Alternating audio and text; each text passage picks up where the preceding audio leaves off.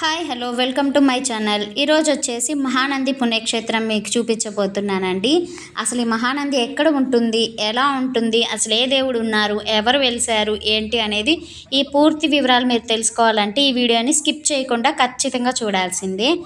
ఇంకా ఎవరైనా మన ఛానల్ సబ్స్క్రైబ్ చేసుకోకుండా చూస్తున్న వారైతే ప్లీజ్ అండి సబ్స్క్రైబ్ చేసుకొని ఈ వీడియో మీకు నచ్చితే లైక్ చేయండి. అలానే నా ఛానల్లోకి వెళ్ళి మీరు చూడొచ్చు, చాలా మంచి వీడియోస్ అయితే ఉన్నాయి. మీకు నచ్చితేనే సబ్స్క్రైబ్ చేసుకోండి. ఇంకా మహానంది లోపలికి వచ్చామన్నమాట. రోడ్లు అయితే కొంచెం అంతగా బాగాలేవు.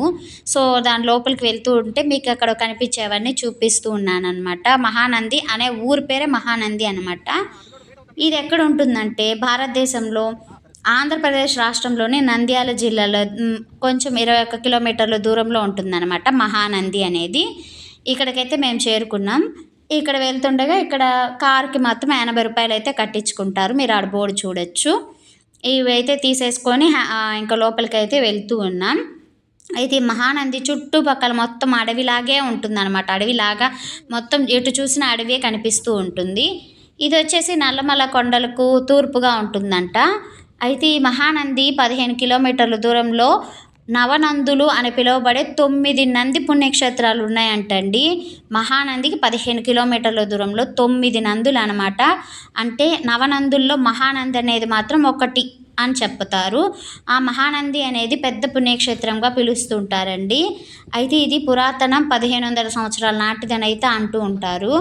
ఇది 10వ శతాబ్దపు పలకల శాసనాల ప్రకారం ఈ ఆలయాన్ని చాలాసార్లు మరమ్మతులు చేశారని చెప్తూ ఉన్నారు.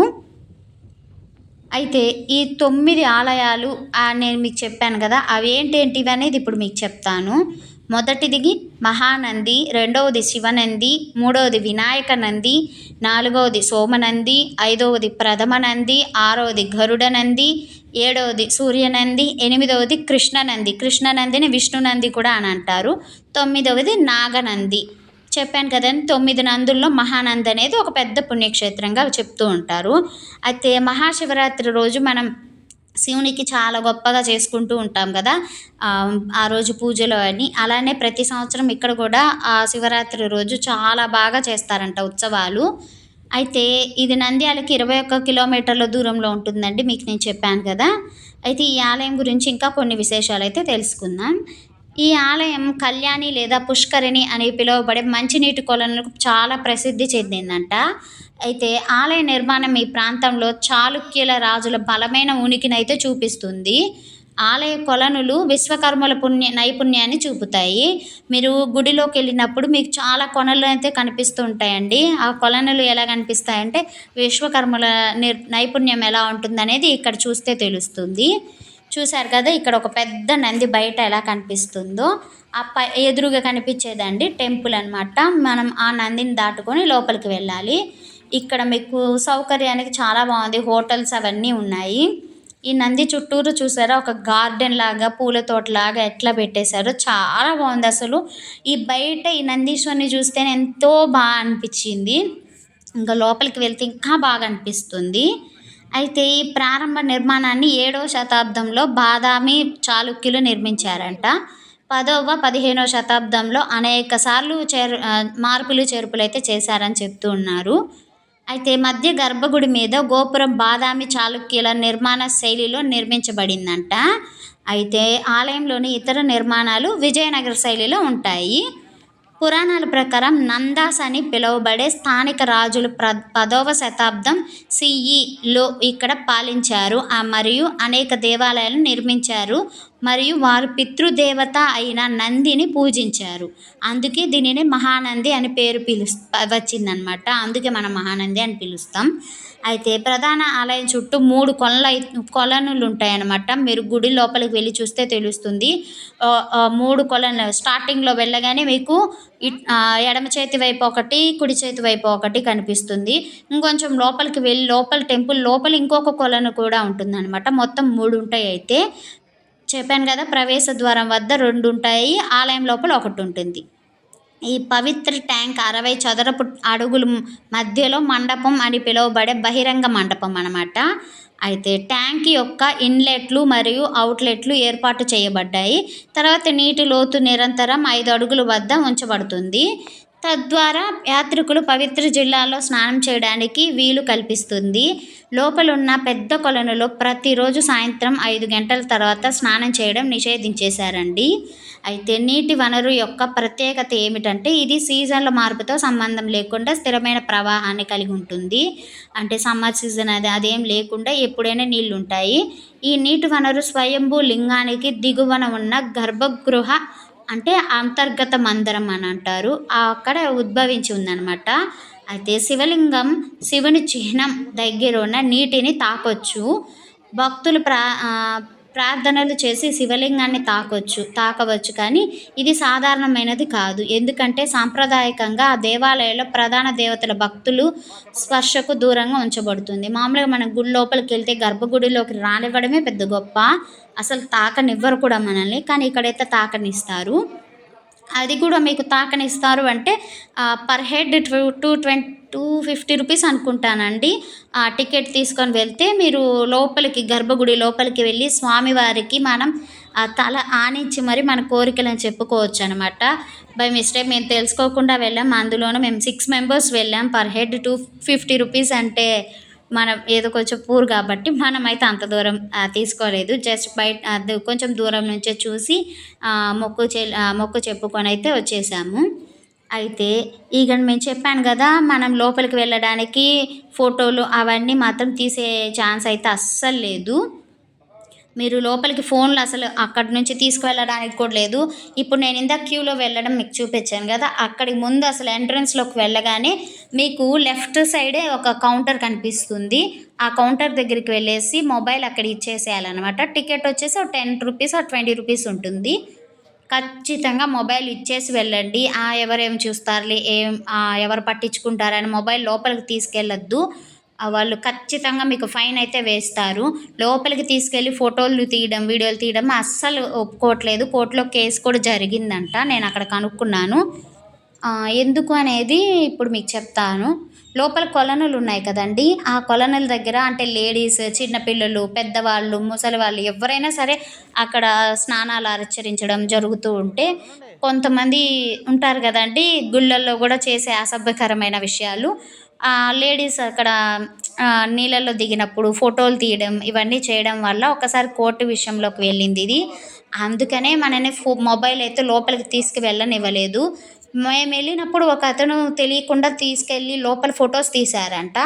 అది వాళ్ళకి తెలిసిపోయింది. మొబైల్ తీసేసుకొని మేము మొబైల్ ఇయ్యము, మీరు ఒక్క ఫోటోకి 500 రూపీస్ 1000 రూపీస్ అడిగారనమాట. దట్టు అడిగినా కూడా మేము మొబైల్ అయితే ఇయ్యము, మీకు కేసు అవుతుంది ఇది అని చెప్పేసి అయితే ఆయన బెదిరిస్తూ ఉన్నారు. నేను తెలియకుండా తీసుకెళ్ళాను, మాకు తెలీదు అని చెప్తున్నారు. తెలీదు అని చెప్పొద్దండి, ఎందుకంటే అక్కడ ఖచ్చితంగా డోర్ దగ్గర మీకు చెప్తూనే ఉంటారు మొబైల్స్ ఉంటే అక్కడ ఇచ్చేయండి, అక్కడ ఇచ్చేసేయండి అని చెప్పి. సో మీరైతే ఇచ్చేసి వెళ్ళండి, దయచేసి మళ్ళీ తీసుకెళ్ళి ఇబ్బందులు అయితే పడొద్దు. అయితే మహానంది అనేది చాలా బాగుంటుందండి. లోపల అమ్మవారైతే ఆ ముక్కు పుడక పెట్టుకొని ఎంత కళగా అనిపించింది. నాకు ఇప్పుడు మీతో చెప్తున్నా కూడా నాకు కళ్ళల్లో మెదులుతుందనమాట అమ్మవారు. ఇక్కడ శివుడే మహానంది రూపంలో వెలిసారని అయితే అక్కడ చెప్తున్నారండి. మహానంది లాగే లోపల మీరు చిన్న విగ్రహంగా కనిపిస్తూ ఉంటుంది, చాలా బాగుంటుంది. ఆ పక్కన శివలింగాలు కూడా చాలా ఉంటాయి. మొబైల్ అలో లేదు కాబట్టి నేను మీకు అన్నీ చూపించలేకపోయాననమాట. చాలా అంటే చాలా శివలింగాలు అంటే రాములు వారు పెట్టిన శివలింగం, ఇంకా ఎవరెవరు పెట్టిన శివలింగాలు అవన్నీ లోపల మీకు కనిపిస్తూ ఉంటాయన్నమాట. అవన్నీ చూడొచ్చు. మాకు ఇంకా లోపల అలో లేదు కాబట్టి మీకేం నేను చూపించలేకపోతున్నాను. బయట నుంచి మాత్రమే చూపించాను. అది లోపలికి వెళ్ళే ఎంట్రన్స్. ఇంకా లోపలికి వెళ్ళి టికెట్స్ అవి తీసుకోవడం అవన్నీ ఉంటాయి. అయితే ఇక్కడే ఇంకొక పెద్ద నంది ఉందండి, చాలా పెద్ద నంది. ఇక్కడ నుంచి కొంచెం ముందుకు పోతే తెలుస్తుంది. అక్కడ షాప్స్ వాళ్ళని అడిగినా మీకు చూపిస్తారు. ఒక 1 కిలోమీటర్ ఏమో ఉంటుందంటే. ఇదిగో నేను చెప్పింది పెద్ద నంది. ప్రవేశము 10 రూపాయలు అనమాట. పర్ హెడ్ 10 రూపాయలు ఇచ్చేసి లోపలికి వెళ్ళొచ్చు. టికెట్ తీసుకొని అయితే లోపలికి వెళ్ళొచ్చు. మనమైతే బయట నుంచైనా చూసేయొచ్చండి నందిని. కాకపోతే రూ. 10 ఏం పెద్ద లెక్క కాదు. పిల్లల్ని లోపలికి తీసుకెళ్ళి కొంచెం సేపు ఆడించుకొని, కొంచెం రిలాక్స్ అయితే రావచ్చనమాట. ఇంకా మీరు బయట నుంచి చూడడం కాదు, నంది కింద నుంచి మీరు లోపలికి వెళ్ళొచ్చు. నంది లోపలికి మీకు నేను అవన్నీ కూడా మీకు చూపిస్తాను నేను, మీకు అర్థమవుతుంది. ఇక్కడ పిల్లలు ఆడుకునేదానికి గూడా చాలా ఉన్నాయి గేమ్స్, అవైతే కొంచెం చూపిస్తాను మీకు.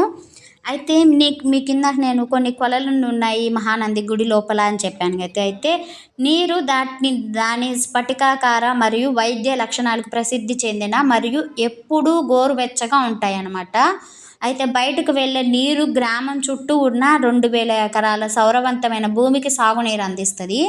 అయితే పరిసర ప్రాంతాలు వరి పొలాలు, పండ్లు, కూరగాయలు మరియు పూల తోటలతో ఉత్పత్తిలో ఉన్నాయంట. అయితే ఈ దేవాలయం కోనేరుకు ప్రసిద్ధి చెందింది. శీతాకాలంలో నీరు చాలా వేడిగా ఉంటాయి.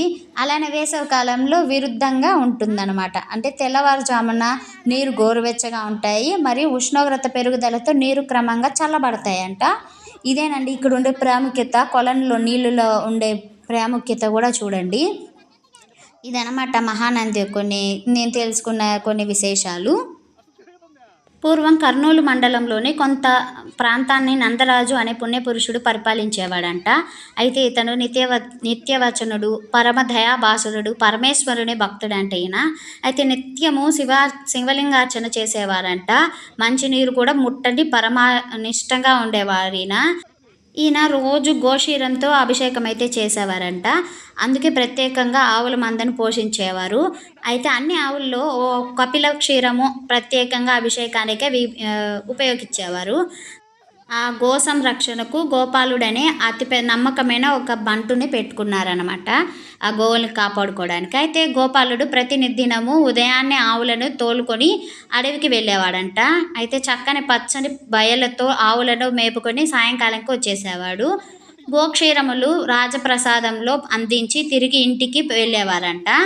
శివుని అభిషేకం కోసం ఉపయోగించే క్షీర ప్రసాదాన్ని కపిల, ఆ కపిల సొగసే సొగసంట. అంటే అంత అందంగా ఉంటుందంట. సాక్షాత్తు నందీశ్వరుని ఇల్లాలుగా ఉండేది. అయితే భువన రక్షణ చేసే జగత్మతలా ఉండేదంట. అయితే సర్వ ప్రపంచానికి ఆహారాన్ని ఇవ్వగలిగే పొదుగులతో ఉండేది. ఆ గోపాలు గట్టెడు తాగిన అమృతపానం.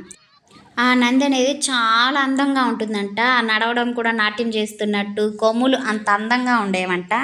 అయితే ఒకరోజు సాయంకాలం అడవి నుండి తిరిగి వచ్చే గోపాలుడు యథారీతి పాలు తీయడానికైతే వెళ్ళాడు. అయితే అమావాస్య నాటి చంద్రునిలా రోజు కనిపించే పొదుగును చూసి గోపాలుడు ఆశ్చర్యపోయాడంట. అయితే పాల కోసం వదిలిన దూడను తన్నిందంట గోవు. పాలు తీయడానికి వెళ్ళిన గోపాలని కూడా తన్నిందంట. అయితే తల్లిని మించిన తల్లి, సాధువులలో సాధువు, నా తల్లి నన్నెలా తన్నింది అనేసి కుంభంలా ఉండే పొదుగేలా చిక్కినది, పాలేమైపోయాయని చెప్పేసి ఆయనకు అర్థం కాక ఆయన ఆవేదనతో కొంచెం ఆలోచిస్తూ ఉండిపోయాడంట. అయితే ప్రతభంగానికి రాజు చింతించి, అంటే అభిషేకానికి పాలు కావాలి కదా, అది పాలు ఇవ్వలేదు కదా, దానికి పాప ఆయన బాధపడుతూ ఉన్నాడంట. సరే పక్క రోజైనా అలాగే తీసుకెళ్ళి మూడో రోజు కూడా అలాగే జరుగుతూ ఉందంట. రోజు ఇలా జరుగుతుంది ఏంటనేసి రాజుకు కోపం వచ్చి గోపాలని శిక్షించలేక, ప్రతిభంగం అంటే ఇంకా అభిషేకం చేయలేక, ఓర్చుకోలేక గోపాలని కఠినంగా శాపించాడంట. అయితే 3 రోజుల అనుభవంతో ఆ రోజు గోపాలుడు ఆవుని జాగ్రత్తగా కాచినాడంట. అంటే జాగ్రత్తగా చూసుకున్నాడు, అసలు ఎందుకు పాలు రావట్లేదు ఏంటనేసి. ఎవరో తనని మోసగించి పాలు ఎవరైనా పితుక్కొని తీసుకెళ్ళిపోతున్నారేమో అనేసి తనకి అనుమానం ఉంది. అయితే గోపాలుడు ఏం చేశాడు, ఆ రోజు ఎవరు ఆ పరిసరాలకు రాకుండా జాగ్రత్తగా చూసుకున్నాడంట. సాయంకాలం అయింది. ఆవులన్నిటినీ మళ్లించుకొని రాజకోష్టకు అంటే వెళ్ళాడనమాట, రాజు దగ్గరికి. అయితే కానీ కథ అదే ప్రకారంగా జరిగింది. మళ్ళీ ఆ రోజు కూడా పాలు ఇవ్వలేదంట. అయితే రాజుగారికి సమాధానం చెప్పలేక, ఏం చేయాలో అర్థం కాక ఆయన చింతిస్తూ ఉన్నాడంట. అప్పుడు వికల మనస్కుడై ఇంటికి చేరారు. ఏం చేయాలో అర్థం కాక ఆ బాధతో పాపం ఇంటికి వెళ్ళిపోయాడంట. ఎప్పుడు జరగంది, ఎందుకు ఇలా జరుగుతుంది అని ఆలోచిస్తూ ఉన్నాడు. అయితే ఎవరు దీనికి కారణం, మనుషులా లేకపోతే దేవుడా అనేది తనకు అర్థం కాలేదు. ఏదేమైనా రేపు నా ప్రాణాలు పెట్టైనా సరే నేను జాగ్రత్తగా చూసుకొని ఆవు పొదుగు పిండనిదే పాలు తీసుకోకుండా నేను రాజు దగ్గరకైతే వెళ్ళను అని చెప్పేసి ఆయన చిత్రంగా ఉండి చూస్తూ ఉన్నాడనమాట. అయితే ఇదేదో చిత్రంగా ఉంది అనుకుంటూ ఉన్నాడు. ఈ చిత్రం అనేది ఏంటనేది తెలుసుకోవాలనేది ఆయన తాపత్రయం. అయితే నిద్రపోకుండా గోపాలుడు అతను ఆ రోజు ఆలోచిస్తూనే ఉన్నాడంట. అతని కన్నే కలలే అంట. కల నిండా ఆ రోజు నిద్రపోతూ అట్లా నిద్రపోవడం, లేయడం, ఆ నిద్రపోతున్న దాంట్లోనే కలలొస్తున్నాయంట. అయితే కల నిండా గో సమూహము అన్నీ కపిలలే. అంటే ఒక ఆవు పేరు కపిల అని చెప్పాను గదా! అభిషేకానికి ఉపయోగించేది. అలాంటివి అన్నీ కల్లో చాలా గుంపుగా కనిపిస్తూ ఉన్నాయంట. ఎటు చూసినా గోక్షీరం, క్షీర సముద్రంలాగా పాలమయంతో ఉందంట. అయితే ఆ పాల మధ్య పరమేశ్వరుడు సమేతుడై ఈశ్వరుడు చూడగా చూడగా పసిబాలునిలాగా మారి పరమేశ్వరుడు పాలు తాగుతున్నట్లు కనిపించిందంట. అది తెల్లవారిందంట. ఇంకా కల నుంచి బయటికి రాంగానే తెల్లవారిందంట. అయితే కల అర్థం తెలియక ఆందోళనతో ఆనాడు విషయం తెలుసుకోవాలని పట్టుదలతో ఆవుల మందలతో వెళ్ళాడంట గోపాలుడు. అయితే అన్ని ఆవులను తప్పించుకొని వెళ్ళసాగింది కపిల. దానిని అనుసరించాడు గోపాలుడు. అంటే అది ఎటు వెళ్తుంది ఏందో చూడాలని వెళ్ళాడంట. అది వెళ్ళి వెళ్ళి ఓ పుట్ట వద్ద నిలిచిందంట. అయితే సరిగ్గా పుట్టపై నిల్చుందంట. కరెక్ట్‌గా పుట్ట మీద నించొని అక్కడ ఒక పాసిబాలుడి ముఖం కనిపించిందంట. గోవు ఆహ్, పొదుగుంటుంది కదా! దానికి అవే పాలు పితకకుండానే పాలు రావడం జరుగుతుంది ఆ పుట్టలోకి. జగమంతా ఆకులతో ఉన్నట్లు ఆ బాలుడు ఆ క్షీరాన్ని త్రాగినాడంట. అయితే అద్భుత ఆశ్చర్యం అనుకుంటూ ఆయన ఆనందపడుతూ పాలు పితికిన గోవు తిరుగుముఖం పట్టిందంట. యథావిధిగా విషయం అంతా వివరించాడు గోపాలుడు. రాజుకి చెప్పాడనమాట విషయం ఇలా జరిగింది ఇలా అని. అయితే ఆశ్చర్యపడి విషయమంతా విన్నాడు. ఆ రోజు రాత్రి 4 జాముల్లో పరమేశ్వరుడి సహితుడై సాంబశివుడు నందిరాజుకు కలలో ప్రత్యక్షమయ్యాడంట. అయితే నందిరాజు నీవు ధన్యుడివు, నీ రాజ్యము ధన్యము, నీ గోవు గోపాలుడు ధన్యులే, ఆ పాలు తాగిన పసిబాలుడు ఎవరో కాదు నేనే అని చెప్పి శివయ్య చెప్పాడంట. నిన్ను నీ రాజ్యాన్ని అనుగ్రహించడానికే నేనొచ్చాను. ఆ పుట్ట ఉన్న చోటే నాకొక ఆలయం కట్టించమని చెప్పాడంట. అయితే అక్కడే ఒక కోనేరు త్రవ్వించు. నా దేవి గంగా భవాని నీ రాజ్యాన్ని సస్యశ్యామలం చేస్తుంది అని చెప్పి అన్నాడంట. రాజు వెంటనే మెలకువ వచ్చేసిందంట కల్లో ఇదంతా చెప్పిన తర్వాత. అయితే నిత్యం పూజలు నిర్వహించే రాజు కూడా గోపాల్ని వెంట వెళ్ళాడంట. సాయంకాలం దాకా కాచుకొని గోపాలుడు నందరాజు కపిలను అనుసరించాడు. కపిల అంటే ఆవు అండి.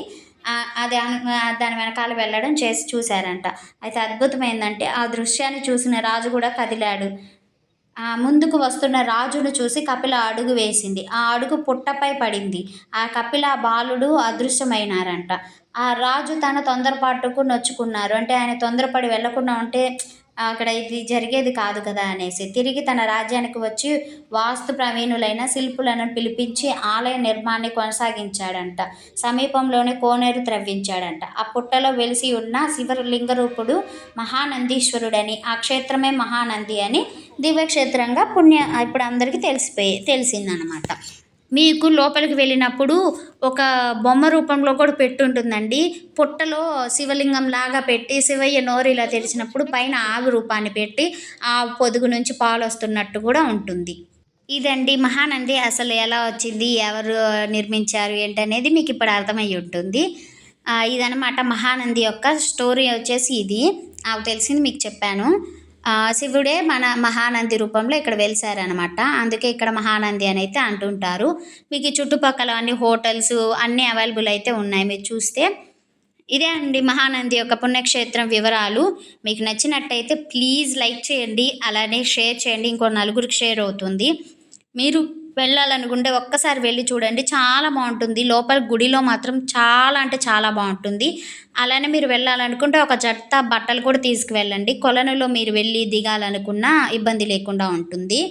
మేమైతే తెలియదు కాబట్టి తీసుకువెళ్ళలేదు. నేను అందుకే మీకు ముందే చెప్తున్నా అనమాట. చూశారు కదా నందీశ్వరుని చుట్టూ కొండలు అడవులలో మధ్యలో ఎలా ఉన్నారో అసలు భలే ఉంటుంది ఆ ప్లేస్. ఈ వీడియో మీకు నచ్చితే ప్లీజ్ లైక్ చేయండి, అలానే షేర్ చేయండి. ఈ వీడియో మీకు ఎలా అనిపించిందో కామెంట్ సెక్షన్లో చెప్పడం అస్సలు మర్చిపోకండి. అలానే ప్లీజ్ సబ్స్క్రైబ్ చేసుకొని సపోర్ట్ చేయండి. ఇలాంటి మంచి మంచి వీడియోస్తో ఇంకా మేము ముందుకు వస్తూ ఉంటాను. Thanks for watching. ఓం నమః శివాయ. ఓం మహానందీశ్వరాయ నమః. ఓం శ్రీ మాత్రే నమః. Thanks for watching. Bye bye.